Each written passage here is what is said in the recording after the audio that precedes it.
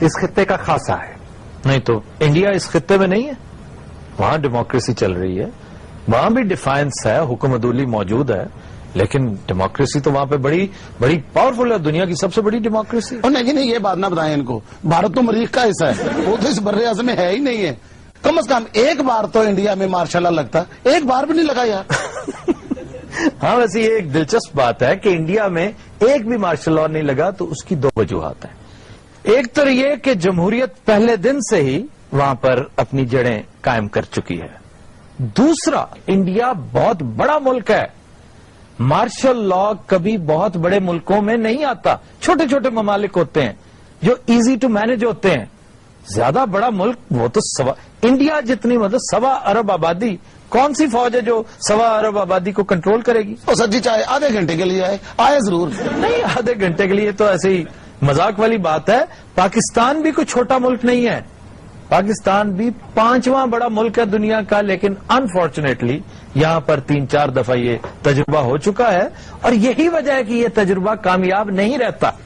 اگر پاکستان چھوٹا سا ملک ہوتا, ایک جیسے ہمارے صوبے ہیں, چھوٹا سا صوبہ ہوتا کوئی, تو مارشل لاء جو ہے شاید 70 سال تک چلتا. یہ بڑی مناسب مثال دی جاتی ہے ترکی اور کوریا کی, کہ وہاں پر فوجی جرنیلوں نے اقتدار پر قبضہ کیا, جمہوریت کا قبلہ درست کیا, اور آج ڈیموکریسی وہاں پر آپ کو بڑی فلرش کرتی نظر آتی ہے. تو یہ کہنا بہت آسان ہے کہ ہمارے ہاں یہ سب کچھ کیوں نہیں ہوا. آپ یقین کیجئے, اگر آپ بھی کوریا جیسے ہوتے تو ایوب خان کا مارشل لاء آپ کو ٹھیک کر جاتا, آپ کی جمہوریت کا قبلہ اور معیشت کا قبلہ بھی درست کر جاتا. یہ ملک اتنا بڑا ہے کہ مارشل لاء کے بس کا روگ نہیں ہے. پھر دوسرا یہ کہ یہ ایک فیڈریشن ہے, فیڈریشن میں 4 مختلف طرح کے لوگ رہتے ہیں. وہاں پر اس کو قائم رکھنے کے لیے, اس کو یکجا رکھنے کے لیے پارلیمانی جمہوریت آپ کے آئین کا حصہ اسی لیے کہ وہ ناگزیر ہے, ورنہ اس میں کوئی شک نہیں, بڑے آرام سے وہ تجربہ چلتا اور وہ تجربہ کامیاب ہو سکتا تھا. یہ تجربہ آج بھی ہوا تو ناکام ہوگا. آخر کیا وجہ ہے, مارشل لاء کیوں نہیں آتا؟ حالات پھر سے اسی نہج پہ چل رہے ہیں. آپ کو بے یقینی اور بے ثباتی کی کیفیت نظر آ رہی ہے, لیکن یقین کیجئے مارشل لاء نہ آنا ہے نہ آئے گا.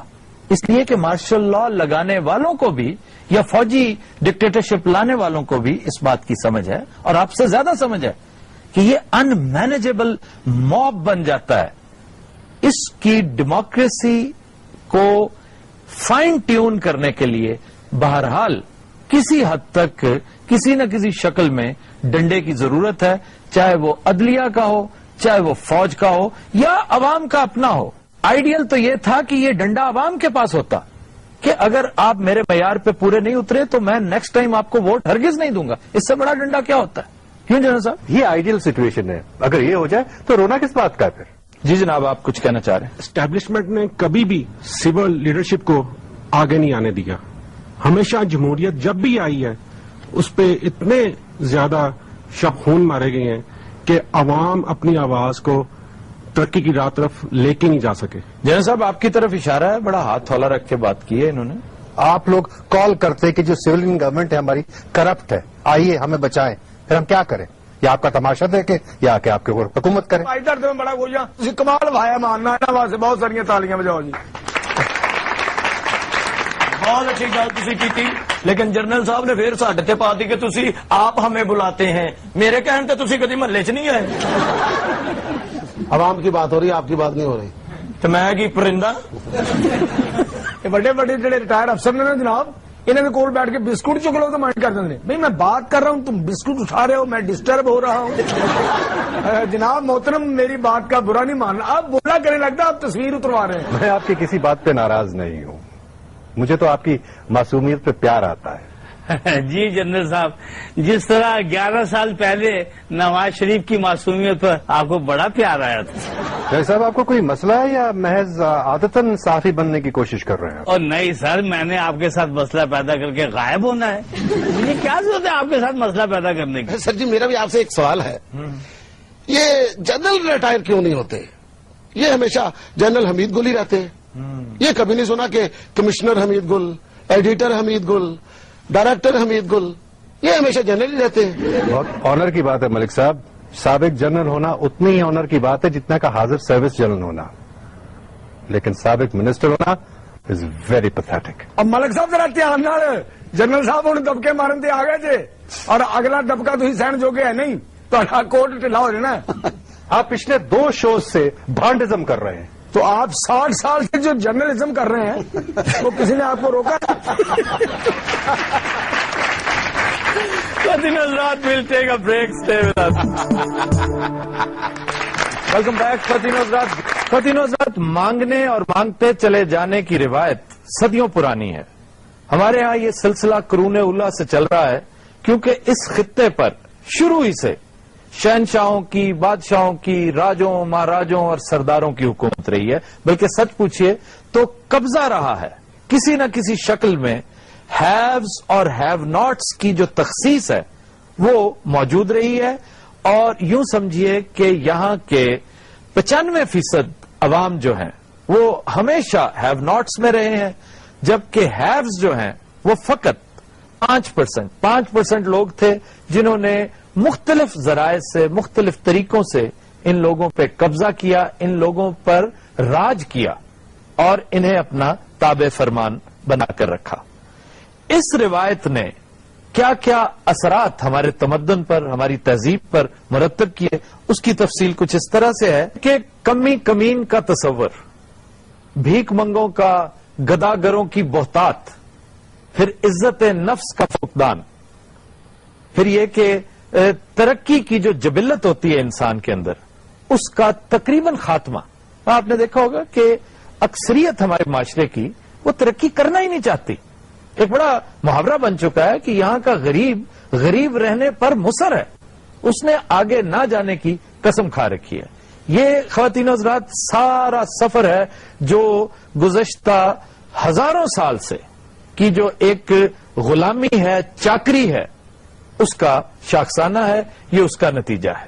سب سے اہم بات یہ ہے کہ مفت خوری کی عادت، مفت بغیر کچھ کیے، بغیر کام کیے زندہ رہنے اور بغیر کمائے کھانے کی عادت جو ہے وہ اس معاشرے میں رچ بس چکی ہے.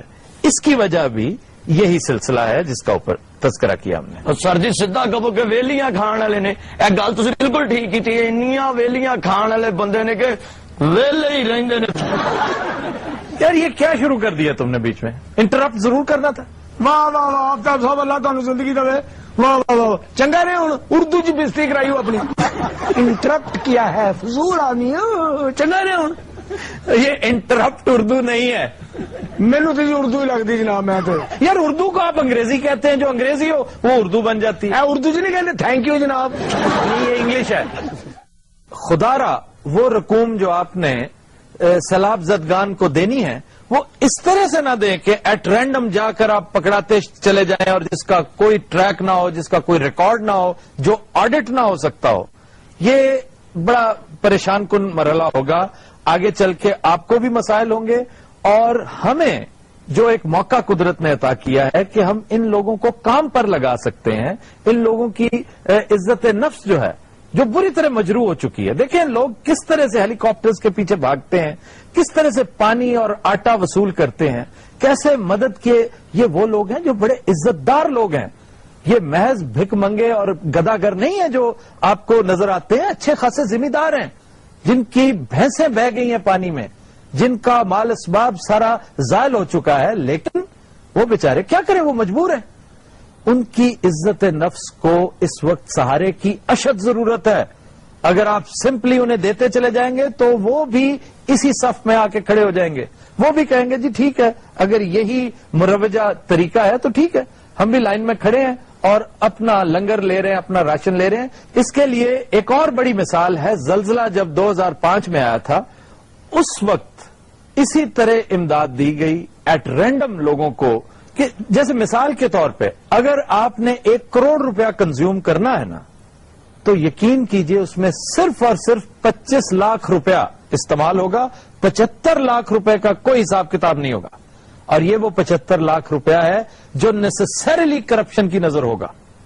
ہمیں زلزلے کی مثال، عطاباد جھیل کی مثال اور ان ڈیزاسٹر سے بہت سبق سیکھنا چاہیے. اب اس سے ڈوئل پرپز سرو ہو رہا ہے. ایک تو یہ کہ آپ مزدوری دیں گے، اجرت دیں گے. ان لوگوں سے کہیے کہ وہ کنسٹرکشن کے کام میں ہاتھ بٹائیں وہ لوگ جو کچھ بھی نہیں کر سکتے انہیں کہ وہ پینٹ کرنے کے کام پہ لگ جائیں, دیواریں پینٹ کرنے کے کام پہ, وہ صفائی ستھرائی کے کام پہ لگ سکتے ہیں. ایک بڑا اہم پرابلم ان علاقوں میں ہے مویشی جو مرے ہوئے ہیں انہیں ٹھکانے لگانا, ان کی تدفین بہت بڑا پرابلم ہے. یہ تعفن کا باعث بن رہا ہے, بیماریوں کا باعث بن رہا ہے, اور یہ آپ ہی کا علاقہ ہے.